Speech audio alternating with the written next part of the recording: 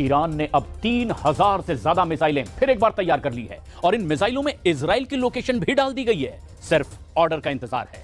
जिस तरह से ईरान ने तेल अवीव को मिसाइलों से जला दिया, अब वैसा ही होगा, लेकिन 3 गुना बड़े हमले की तैयारी अब मुकम्मल कर ली गई है। वहीं ईरान ने इजराइल पर ऊपर मिसाइल की बौछार जो है ताबड़तोड़ तरीके से दाग दी गई है। आपको बता दूं कि ईरान ने इतने मिसाइल दागे हैं कि इजराइल का कई बड़ा शहर जो है पूरी तरीके से तबाह हो गया है। इनमें से कम 7 मिसाइल तेल अवीव शहर पर गिरे हैं, जिसमें से एक इजरायली डिफेंस फोर्स या आईडीएफ के हेडक्वार्टर्स के पास गिरा। ईरान ने यह बदला इजरायल के राइजिंग लायन ऑपरेशन के बाद लिया है। उस ऑपरेशन में जहां आईडीएफ ने ईरान के न्यूक्लियर मिसाइल प्रोग्राम और आईआरजी के टॉप कमांडर्स को बहुत बारीकी से चुन चुन कर टारगेट करके खत्म कर दिया। इजराइल पर कई मिसाइलें गिरी भी हैं। लगभग पूरी इजरायली जनता अंडरग्राउंड पार्किंग में चली गई है। इधर ट्रंप धमकी दे रहे हैं कि अगर ईरान ने परमाणु समझौता नहीं किया तो उस पर हमले होंगे। ईरान ने धमकी दी है कि जो इजराइल का साथ देगा हम उस पर भी हमला कर देंगे। वहीं रशिया और चाइना खुलकर ईरान के साथ आ गए हैं। भारत किसी के साथ नहीं है। कुल मिलाकर हालात बेहद खराब है। ईरान ने इजराइल के हमले का इतना जोरदार जवाब दिया है कि इजरायली एयर डिफेंस सिस्टम धरा का धरा रह गया। इजराइल के एयर डिफेंस ईरान के हमले को रोक नहीं पाए। इजराइल की राजधानी तेल अवीव पर 6 मिसाइलें गिरी हैं। ये जो तस्वीर आप देख रहे हैं, ये तेल अवीव की है। गाजा से युद्ध के दौरान ऐसा कभी नहीं हुआ कि इजराइल की राजधानी तेल अवीव को इतना बड़ा नुकसान पहुंचा हो। के मुताबिक 499 लोग अभी तक अस्पतालों में भर्ती हो चुके हैं। ईरान के बराबर हमले चल रहे हैं। इस बीच नेतन्याहू की तरफ से बड़ी खबर, इसराइल की तरफ से बड़ी खबर, अमेरिका से मदद मांगने के लिए पहुंचा इसराइल और वहां उसने कहा कि दरअसल ईरान के अंदर जो मिसाइल्स वगैरह हैं, जो आधा किलोमीटर नीचे उसने मिसाइल सिटी बना रखी है, हमारे पास ऐसी कैपेबिलिटीज नहीं है कि हम उसको जाके हिट कर दें और उसका यूरेनियम जो इनरिचमेंट है उसको हम रोक पाएं। लिहाजा आप इसके अंदर फुल फ्लैज वार के अंदर शामिल हो जाएं। जबरदस्त हमले हैं। डिफेंसिव मोड में इसराइल नजर आ रहा है और इसराइल के मिनिस्टर्स के बारे में यह कि उनकी जो फैमिलीज हैं उनको भी निकाला जा रहा है, उनको भी एक सेक्रेट जगह पे लिया जा रहा है। अभी दूसरा बयान नेतन्याहू का जो आया दोस्तों, मैं शायद फोटो लगा पाऊं, उसके अंदर बिल्कुल ऐसा महसूस दे रहा है कि इसराइल के अंदर मौजूद नहीं है नेतन्याहू, किसी नामालूम जगह पर है। चूंकि उसके जो फ्लैग वगैरह है वो बिल्कुल ऐसे लगे हुए हैं जो लग नहीं रहा है कि प्राइम मिनिस्टर बात कर रहा है। तो ये कल खबर आई थी कि वो ग्रीस चला गया है, हालांकि इसके मैं पुष्टि नहीं कर रहा हूं, लेकिन वो इसराइल में मौजूद नहीं है। ऐसे में जब ईरान के तमाम लोग सड़कों पर मौजूद है, चैंटिंग कर रहे हैं, तो ऐसे में इसराइल के लोग बंकर के अंदर छुपे बैठे हैं। 1-1.5 हफ्ता भी अगर ये लड़ाई चल गई दोस्तों, तो इसराइल के यही लोग सड़क पर आकर नेतन्याहू का तख्ता पलट कर सकते हैं। हालात क्या हैं, 2 वीडियो से आप समझ लीजिए। पहला वीडियो आप देखिए, इसमें छत पर खड़े होकर लेबनान का एक बंदा आराम से म्यूजिक बजा रहा है और आप देखेंगे उसके बैकग्राउंड में ईरान से मिसाइलें जा रही हैं हाइफा यानी इजराइल की तरफ।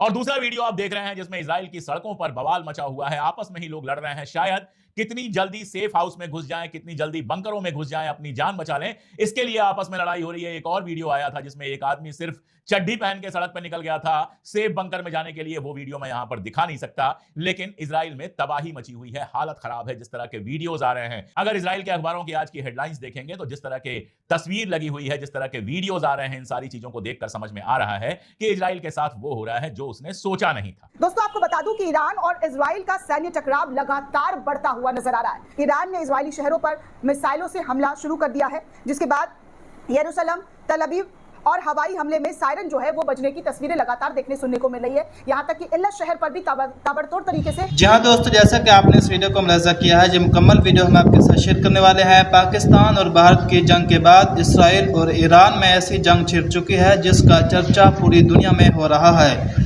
दोस्तों आपको बताते चलें कि ईरान ने पहली मर्तबा इसराइल पर ऐसे मिसाइल दाग दिए हैं कि जिसके धुएं इसराइल से नहीं बल्कि भारत से निकल रहे हैं। दोस्तों आप बताते चलें कि ईरान ने इसराइल को मुंह तोड़ जवाब दे दिया है, जिस वजह से भारतीय मीडिया की चीखें निकल रही हैं। दोस्तों ये मुकम्मल वीडियो हम आपके साथ शेयर करने वाले हैं। इससे पहले आपसे एक छोटी सी रिक्वेस्ट है कि अगर अभी तक आपने हमारे चैनल को सब्सक्राइब नहीं किया तो प्लीज़ जल्दी से हमारे चैनल को ज़रूर सब्सक्राइब कर लीजिएगा। दोस्तों आइए चलते हैं इस बकिया वीडियो की जानब कि ईरान ने किस तरह भारतीय मीडिया की चीखें निकलवाई हैं। मिसाइल दागी जा रही है। असल में अमेरिका के भरोसे था इजराइल और अमेरिका भी हमेशा इजराइल के साथ खड़ा रहा ही है, इसमें कोई दो राय नहीं है। जो जहाजें हैं इजराइल के पास, जो बम हैं, जो सारी चीजें हैं, वो अगर अमेरिका, ब्रिटेन और बाकी सारी कंट्रीज नहीं होती तो उनके पास नहीं होता।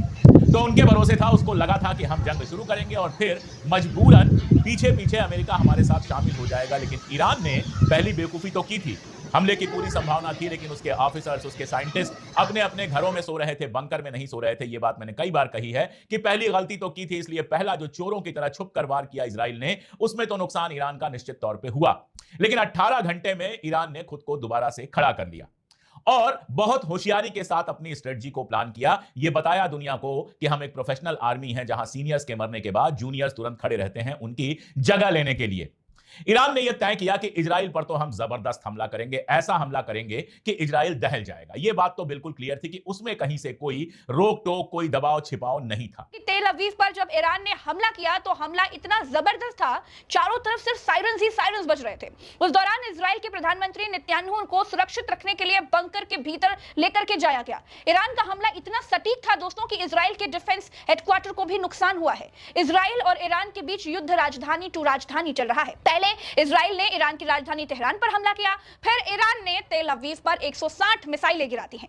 इजराइल और ईरान के बीच लड़ाई फिलिस्तीन को बचाने से कहीं आगे निकल चुकी है दोस्तों, और इजराइल के सामने लक्ष्य है कि वो अपने सामने अपने दुश्मन को मजबूत ना होने दे। इन सब के बीच दोस्तों अमेरिका जो है वो पर्दे के पीछे से खेल रहा है। अगले कुछ दिनों में कुछ भी हो सकता है। ऐसे में सवाल ये है कि ईरान और इजराइल की लड़ाई आखिर है क्या? वो कौन सा न्यूक्लियर डील है जिस पर साइन करने को लेकर अमेरिका ईरान पर प्रेशर डाल रहा है? और क्या रीजन है कि ईरान अमेरिका के साथ कोई समझौता नहीं कर रहा? ईरान और इजराइल के बीच भी वॉर शुरू हो चुका है और ईरान कोई चुन्नू मुन्नू कंट्री तो है नहीं। उनके पास पैसे की कमी भी नहीं है, उनके पास बैलिस्टिक मिसाइल्स का जखीरा है, उनके पास चाइना और रशिया का सपोर्ट भी है। इधर अमेरिका ऐसे सिग्नल्स दे रहा है कि वो भी किसी भी वक्त ईरान पर खुद हमला कर सकता है। और दोस्तों बड़े बड़े युद्ध इन्हीं हालातों में शुरू होते हैं। अब ईरान और इजराइल की इस लड़ाई में अगर रशिया और चाइना भी कूद पड़ते हैं, जिसके चांसेस फिलहाल तो कम है, तो फिर कुछ भी हो सकता है कि हाल ही में ईरान ने एनरिच्ड यूरेनियम को वेपनाइज करने के लिए जो कदम उठाए हैं वो पहले कभी नहीं उठाए थे। नेतन्याहू का कहना है कि अगर ईरान को अब ना रोका गया तो वो एक न्यूक्लियर वेपन बनाने में बहुत जल्द कामयाब हो जाएगा। इजराइल हमेशा से ही एक न्यूक्लियर ईरान को अपने एग्जिस्टेंस के लिए एक खतरा मानता आया है। तेहरान को न्यूक्लियर वेपन्स बनाने से रोकने के लिए नेतन्याहू ने दशकों से कोशिश की। जी हाँ दोस्तों, जैसा कि आपने इस वीडियो को मुलाहिजा किया है कि ईरान ने इसराइल पर अपने ऐसे मिसाइल दाग दिए हैं कि जो कभी ईरान ने नहीं दागे। दोस्तों इस हवाले से आप क्या कहना चाहेंगे? आप अपनी कीमती राय से हमें कमेंट बॉक्स में ज़रूर बताएं। अगर आपको इसी तरह की वीडियो को देखना पसंद है तो हमारे चैनल को सब्सक्राइब करना भी ना भूलिएगा। मिलते हैं फिर एक नई वीडियो के साथ, तब तक के लिए अल्लाह हाफिज़।